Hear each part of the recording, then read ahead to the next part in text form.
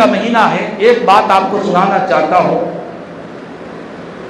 حضور سیدنا غوث العالم دستگیر رضی اللہ تعالیٰ عنہ کی شان اور ان کی عظمت، ان کا مقام اور ان کے مرتبے کو پہچاننا چاہتے ہو، جاننا چاہتے ہیں، تو ہمیں کہیں اور جانے کی ضرورت نہیں ہے. اللہ کا کلام قرآن خود ہمارے لیے کافی ہے. قرآن خود ہمارے لیے کافی ہے. قرآن کی آیتوں کے ذریعے، قرآن کی آیتوں کے ذریعے اللہ کے ولیوں کی شان معلوم ہوا کرتی ہے. بعض حضرات ہمارے پاس ایسے ہیں جن کو اللہ کے نیک بندوں کی شان، ان کی عظمت، ان کی رفعت، ان کی کرامتیں اور ان کی باتیں جب سنتے ہیں تو بعض لوگوں کے دل ایکسپٹ نہیں کرتے، اور بعض لوگ کہہ بھی دیتے ہیں کہ ایسے کیسے ہو سکتا ہے، اولیاء اللہ ایسی کیسی مدد کر سکتے ہیں، یہاں سے وہاں تک کیسے پہنچ سکتے ہیں. تو ان ساری باتوں کو سمجھنے کے لیے صرف قرآن مجید کا ایک سورہ ہے جس کا نام ہے سورہ نمل. سورہ نمل 19ویں پارے کا سورہ. اس سورہ نمل میں اللہ تعالیٰ نے حضرت سلیمان علیہ السلام کے زمانے مبارک کے ایک اللہ کے نیک بندے کا ذکر فرمایا ہے. ایک اللہ کے نیک بندے کا ذکر فرمایا ہے سورہ نمل میں. وہ واقعہ یہ ہے کہ حضرت سلیمان علیہ السلام کے پاس ایک ہدہد پرندہ آیا. اس نے آ کر خبر دی کہ اے اللہ کے پیغمبر، میں آپ کے دربار میں تاخیر سے اسی لیے پہنچا ہوں کہ ایک ملکہ سبا کے نام سے ایک اس کا تخت ہے، بلقیس کا ایک تخت ہے جو ملکہ سبا کہلاتی ہے، اور اس تخت کی شان یہ ہے کہ وہ بڑا مضبوط ہے، بڑا طاقتور ہے، ہیرے جواہرات سے مرصع ہے، جڑا ہوا ہے. اور اس تخت کو میں دیکھ کر آیا ہوں اور آپ کو خبر دینے کے لیے آیا ہوں. تو حضرت سلیمان علیہ السلام نے اپنے دربار میں کہا کہ ایکم یاتونی بعرشھا قبل ان یاتونی مسلمین.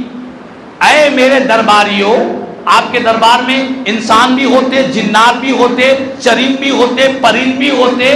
اللہ نے ہواؤں پر بھی حکومت عطا فرمائی تھی.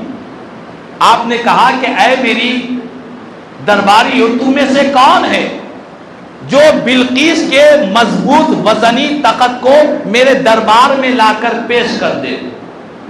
تو درباریوں میں سے ایک جن کھڑا ہوا.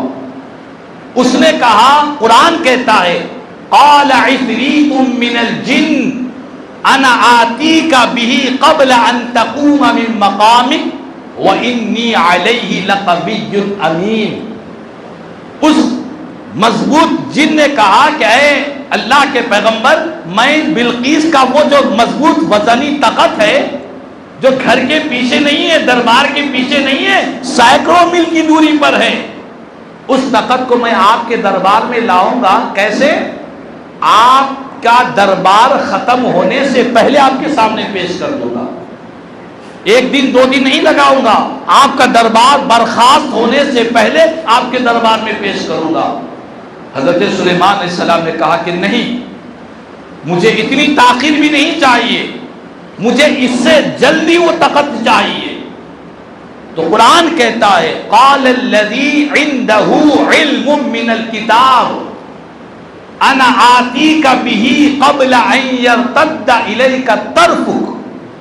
حضرت سلیمان علیہ السلام کے دربار میں آپ کے امتیوں میں سے، انسانوں میں سے ایک اللہ کے ولی جن کو کتاب کا علم دیا گیا تھا، حضرت سلیمان پر جو کتاب نازل ہوئی اس کتاب کا علم دیا گیا تھا، اس کتاب کے علم رکھنے والے ایک اللہ کے ولی کھڑے ہوئے.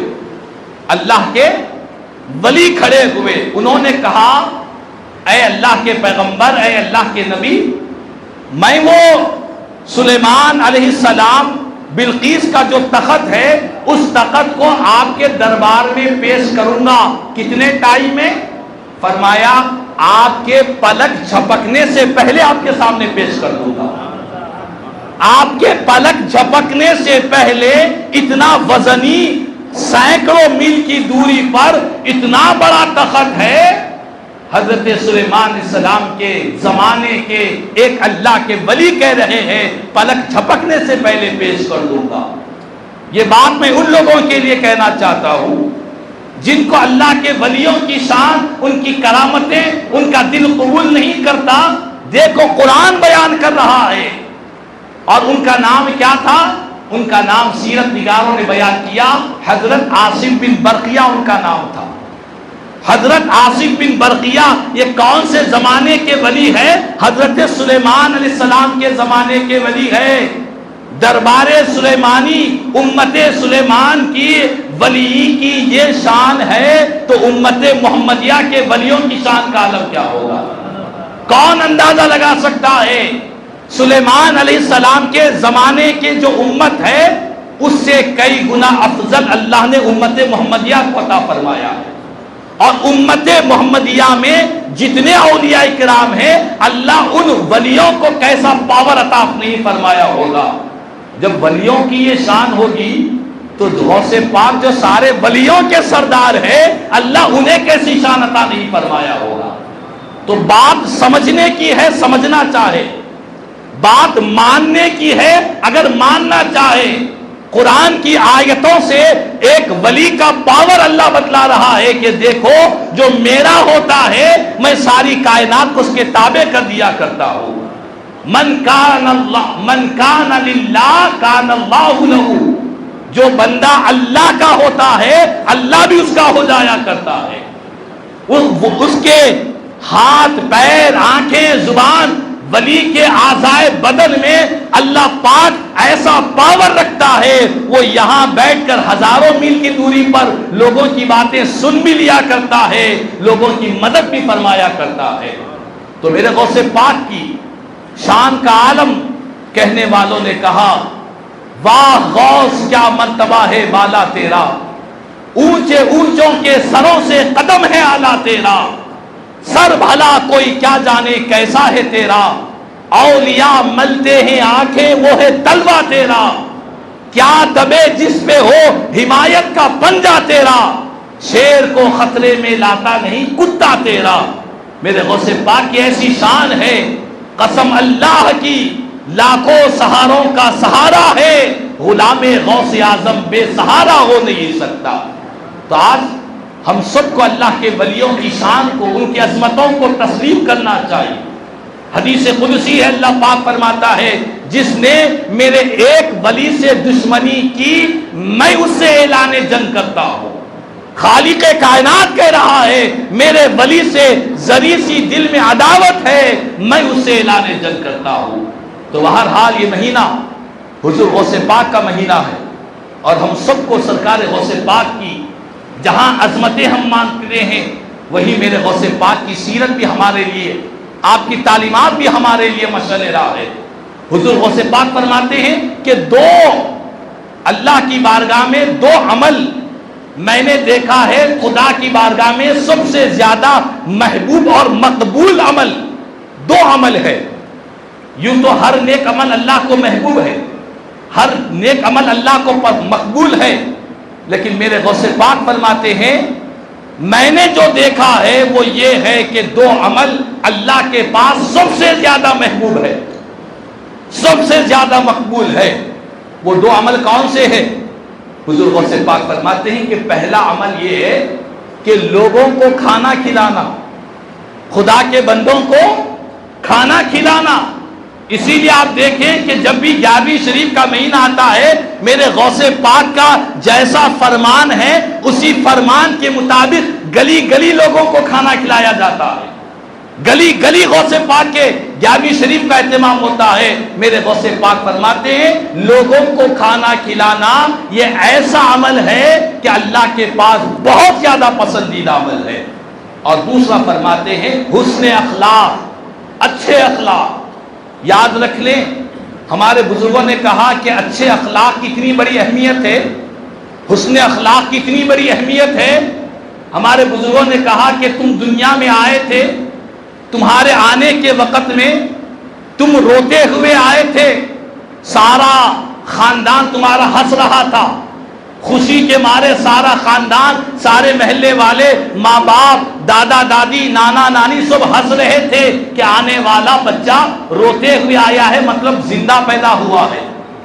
تم آتے وقت رو رہے تھے، سارا معاشرہ ہنس رہا تھا، اور بزرگوں نے کہا تم جب دنیا میں آ چکے ہو تو زندگی کو اتنی پیاری کرو، اخلاق کو اتنے بہتر بناؤ، اپنے کردار، اپنے کیریکٹر، اپنے عمل میں ایسا نور پیدا کرو، ایسی محبتیں، ایسی شفقتوں کے ساتھ دنیا میں جیا کرو کہ جب تم جانے لگو تو سارا معاشرہ روتا رہے اور تم مسکراتے ہوئے رب کی بارگاہ میں چلے جاؤ۔